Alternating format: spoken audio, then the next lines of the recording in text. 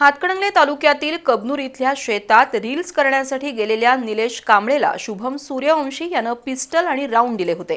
ते नष्ट करण्याच्या प्रयत्नात असलेल्या शुभमला आणि शुभमनं ज्याच्याकडून पिस्टल खरेदी केलंय त्या जॉकी माळगे याला स्थानिक गुन्हे अन्वेषण शाखेच्या पथकानं तिळवणी परिसरातून अटक केली।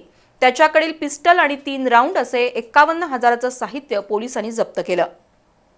कबनूर इथल्या साईनगरात राहणाऱ्या तरुणांनी रील्स बनवण्यासाठी पिस्तूल आणि गोळ्यांचा वापर केला। यामध्ये निलेश कांबळे या 19 वर्षीय तरुणाच्या हाताच्या मधल्या बोटातून गोळी आरपार होऊन डोक्यात घुसल्यानं तो गंभीर जखमी झाला होता। त्याच्या मित्रमंडळींनी निलेश कांबळेला आयजीएम रुग्णालयात आणि त्यानंतर सीपीआरमध्ये दाखल केलं होतं।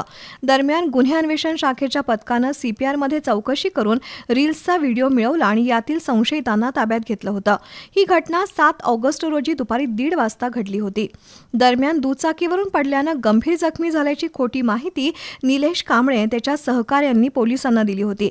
याबाबत पोलीस उपनिरीक्षक दीपक माने यांनी शिवाजीनगर पोलिसात जखमी निलेश कांबळे याच्या विरोधात तक्रार दिली होती। त्यानुसार गुन्हा दाखल झाला होता।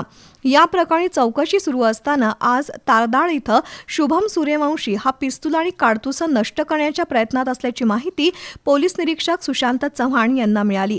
त्यांनी पोलिसांचं पथक तारदाळला पाठवलं। तिथून शुभम सूर्यवंशीला ताब्यात घेतलं। तसंच ही पिस्टल शुभमला देणाऱ्या जॉकी माळगेलाही अटक केली। त्याच्याकडे पिस्टल आणि 3 राऊंड असं 51,500 रुपयांचं साहित्य जप्त केलं। ही कारवाई सहाय्यक पोलीस निरीक्षक सागर वाघ, अंमलदार विनायक चौगले, वसंत पिंगळे, विशाल चौगले, अनिकेत मोरे, सचिन जाधव, सागर चौगले, सतीश सूर्यवंशी, अरुण धनगर यांच्या पथकानं केली। दरम्यान अटक केलेल्या दोघांना न्यायालयानं सोमवारपर्यंत पोलीस कोठडी सुनावली आहे।